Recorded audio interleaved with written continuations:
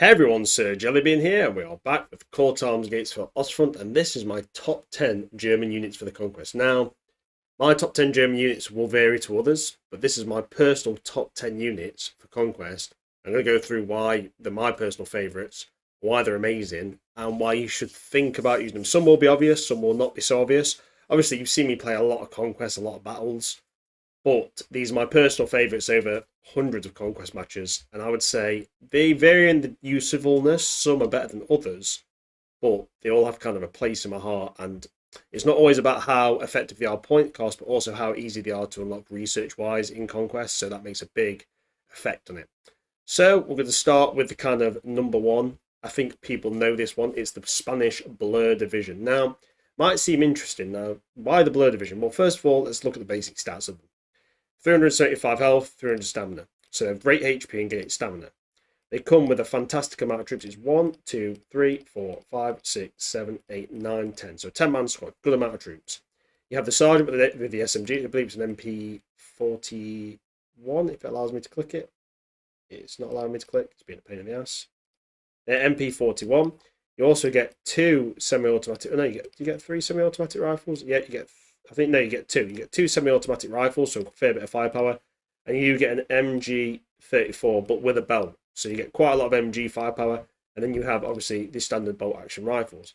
Now, if you actually look at the stats as well, the guys are packing 4s and 5s, so they are pretty elite stats. They're actually, I believe, on par with the Fallschirmjäger. Yeah. So Spanish Blur Division have the same stats as Fallschirmjäger, and if you actually look at the HP rise, let's compare to the Fallschirmjäger. Fallschirmjäger has similar HP and stamina. That is crazy. Now, what really excels them, only take 20 pop cap, but it's the price. Now, let's have a look on the research tree. You can unlock them with 4 research points. 2 for Rifle Squad, 2 for Blood Division. Now, it is a dead end, but they only cost 184 manpower, right? Now, let's compare that to the Fallschirmjäger Squad for 443. Yes, Fallschirmjäger, you get a couple more men. You get 2 MGs. You also get a sniper. But you're paying basically 3 times the price almost for the 2.5 times the price, more pop cap for very similar stats, very similar indeed. Now, obviously, people say like Fallschirmjäger are better on par. Yes, they are, but still, the Blur Division are very easy to unlock, very effective. I've used entire campaigns of them. Even Conquest Enhanced was mainly Blur Division, and obviously these were the Spanish Volunteers. If you don't know, from Spain, they were very, very kind of fanatical fighters. But yeah, Blur Division are hands down, pound for pound, best infantry in the game. So if you want a good, versatile, cheap infantry that you can also lose in droves and it not really affect your manpower, the Blur Division are the best pound-for-pound infantry in the game, and I think they're fantastic. They also come with a good amount of grenades and anti-tank weaponry as well, like bundle grenades, fragmentation, smoke, which is obviously fantastic and slightly randomised. But yeah, Blur Division at my kind of like my first entry in, and they're very easily accessible. That's what I like as well. Kind of getting some definite pick. Number 2. Now, this is a lot of people disagree. Panzer 1. Now, you might think, it's not that good. Well, the first thing is, it's easy to unlock. Now, if we go down to where it is, the Panzer 1, I think it's 1 point for that. It's only 2 points to unlock the Panzer 1. So about 3 research points gets you it. Now, it gets you a 4.7 centimeter main gun with 92 mils penetration. Now, that may not seem that well, but early war, that will take out any light tank through the war. It can even penetrate medium armour. If you hit a T-34 on the side or at the weak points, like for instance around the gun bandlet, because it was weak on the early models of T-34, it will penetrate. Has a very fast rate of fire. Now, it is very lightly armoured and it's not particularly fast, but it's fairly cheap. Now, if you look at the Panzer Jaeger 1's cost, I believe it's actually down here somewhere. It's only 20 manpower, 20 pop cap and 300 manpower, so it's pretty damn cheap. You can easily get them. In early war, this thing will shred any armor, and it also does high explosive support, so it can easily knock out like weapons like machine guns and mortars and stuff like that. Might be doing some damage. But yeah, Panzer Jaeger 1, because of its ease of access and how kind of cheap it is, I think it's a fantastic buy. Great if you're struggling early war for a bit of light AT, I'd say medium AT, and it's very versatile. I do like the Panzer Jaeger 1. Great little tank destroyer, should I say. So that's always a definite pick for me. Love the Panzer Jaeger 1, definitely, and it's just kind of cool as like if you look into the history of it, it's very kind of quickly put together weapon system, but did serve quite loyally into the war, and it looks it's just got a nice look to it. I just like it. It's cool. Now next we're going to jump up to another earlier war stuff. This number 3 is the 7.5 centimeter light infantry gun shoots 18 light infantry gun. This thing is fantastic throughout the entire war. Now, why is it? This thing has high explosive and heat shells. Yeah, and the heat shells will knock out a T-34. They can disable a KV. Basically, anything that's not particularly heavily armoured, so light or medium, this thing can knock out. It will smash infantry, smash positions, and it's very easily accessible. So if we come up to the artillery position here, you only have to unlock one thing. It's 2 points. So the anti-tank gun is already unlocked for the Germans. It's 2 points to unlock. It's easy to tell. Has a fast fire rate at the 7.5 centimetre. It's fairly good priced as well. Now, if we come up here where it is, let's just show you. It's 14 pop cap and 360 manpower. This thing will smash through just about any light or medium tank. It'll smash infantry. Like I say, it is the best kind of support in the game. It's got about 160 meters range as well. And yeah, it's just a fantastic thing. And that little gun shield that it carries is surprisingly effective at keeping protected from small arms. So yeah, the light infantry gun is the best support weapon. Absolutely deadly. And I'd say it's possibly my favourite artillery piece all round. So I love it. Easily useful from early war. I'd say you can even use it up until late war. It's still effective. It's still useful. And it's easy to bring it only 14 pop cap. So fantastic. Yeah, so light infantry gun 18 is fantastic. Next, we have a look at the Brandenburgers. Now, these are debatable. Now, people can say, why Brandenburgers? Now, let's have a quick look at them. Base kind of stats. So let's find where they are. Brandenburgers. So 20 pop cap, 268 manpower, not that expensive. Now, if we look at the health, 375 and 300, same as the Blur Division, which is awesome, don't you think? Now, let's have a look at the stats. 5s and 4s, same as the Blur Division. Now, this was actually pointed out by a commentator. They have stealth. They have the stealth perk. And I do believe they may even have the recon perk. I'm not 100% sure. I don't know about the files, but they do have the stealth perk. Now, in real life, the Brandenburgers were infiltrators who would get behind enemy lines, wear enemy uniforms. Basically, very smart chaps. Very interesting. I did a small video about them. Check it out. But you've got the stealth perk. They're also heavily armed. So look, you've got 2 MP41s, I believe. You've got, I believe it is... Do you have any semi-automatic rifles? I can't remember. I think if they're actually at the end somewhere. They may not be there. They may not have any semi-autos. But they do have 2 MGs, and these are MG42s with the drums. Now, I don't like the fact that the drums. I think it's better if they have the belt. But they're still very effective. Now, they are armoured bolt action rifles, which is a shame. But you get a lot of firepower out of that with those MGs. Now, the drum is not personally my favourite, like I said, but still very effective. You get 1, 2, 3, 4, 5, 6, 7, 8, 9, 10 men, so a nice squad. But the Brandenburgers are very good. I do think they lay down more kind of firepower than the Blur Division if you're talking the MGs and the SMGs. They also obviously look absolutely badass with the... they have kind of camouflage, look more of a camouflage look to them. Yeah, but the Brandenburgers are very good. And, like the Blur Division, easily accessible. So, Brandenburgers are just a better rifle. So you've got 2, 2, and I think it's 2 more to get to the Brandenburgers. So they are very good, and they're very effective. And I would say, yes, they have a similar stats to the Blur Division, but the dual MGs does give them an advantage, especially the MG42. They also come with a nice amount of grenades, smoke, fragmentation grenades. So very effective, very useful squad. I like to use them as elite infantry, and having the stealth perk makes them very effective. So yeah, Brandenburgers, kind of very interesting there at number 4. Number 5, a bit of a different one. The Flam Halftrack. Now, the 14mm Flam Halftrack. Now, if you look on the research tree, not too hard to get to this bugger. You literally just have to go down the armoured car line. It's normally 1, 2, and I think it's about 5 or 6 research points to get to the Flam Halftrack. Now, it's not that expensive either. Now, if we look at the Flame Halftrack, where is the devil? He is there. Now, he's only 8 pop cap and 320 manpower. Now, the interesting thing about him, the flamethrowers on the sides on this, but they can sweep towards the front. You also have that MG42 there with the belt. So its anti-infantry capability is insane. It has a 4-man crew. The armor's not great on it. Obviously, its armor is only... where is it? Hull armor 14.5 max, 8, and the additional armor 8. But this thing can torch to a ridiculous degree. I'd say it's the best flame unit for just pure spread. I even torch myself a lot of the time with it. This thing will burn through. If you've got most of the anti-tanks taken down, there's like an urban environment, you can go in and just torch absolutely everything. It's devastatingly good.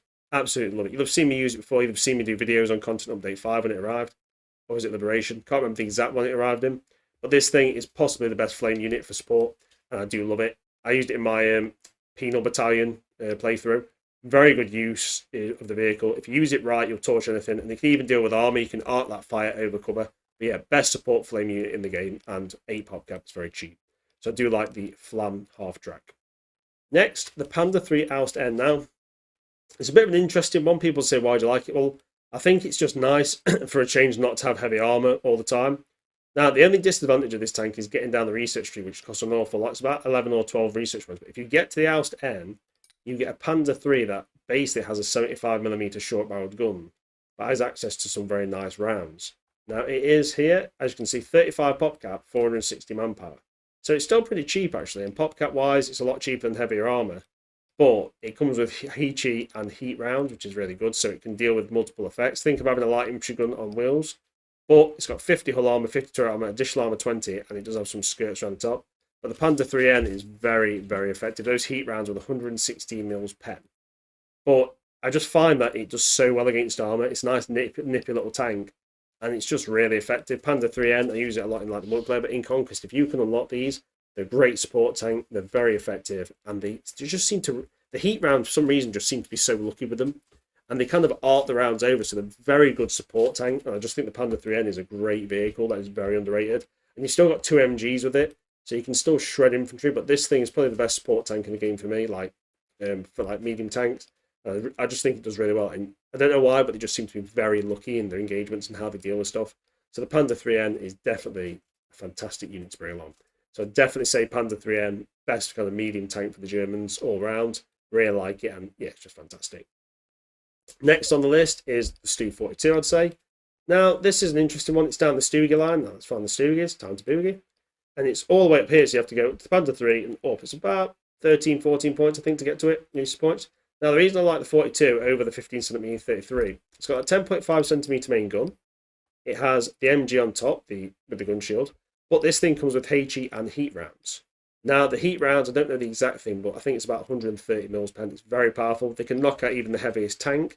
And the HE rounds being 10.5cm shells, blast infantry to pieces. Now, obviously, it's on the Stu chassis, so 10 to 50, and additional armour of 50, because you can see it's got some additional armour bolted onto it.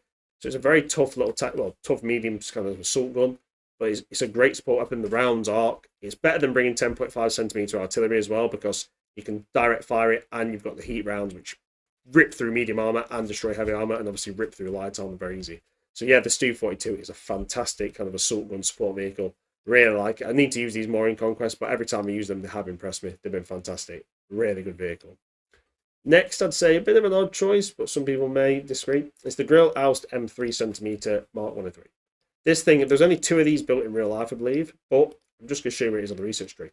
It's very easy to get to this thing. So you just, obviously most people go down the 38T line, you get to the Marder 3, then you just jump up to the Oust 3. Why is this tank good? Now, it's not the armour, 6 to 50. It's open top, it's not that. It's the 3cm autocannon. Now, as you can see, armour piercing rounds have 102 mils max pen, but it's inside. That is an 80 round box magazine, that kind of drum. That thing shreds. It's a massively fast fire rate.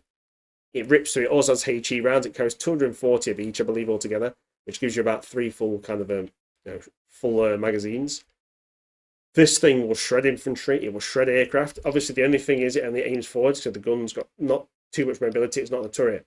But as a supporting weapon against light and medium armour, it rips through. Infantry rips through. It is fantastic. It is a hellstorm of death. Get one of these supporting something like a Tiger, and do not have to worry about infantry or supporting elements. This thing will shred. It's fantastic. And if we look at the points cost, we didn't look at the points cost of this Stu. Let's just have a quick look at the Stu for you.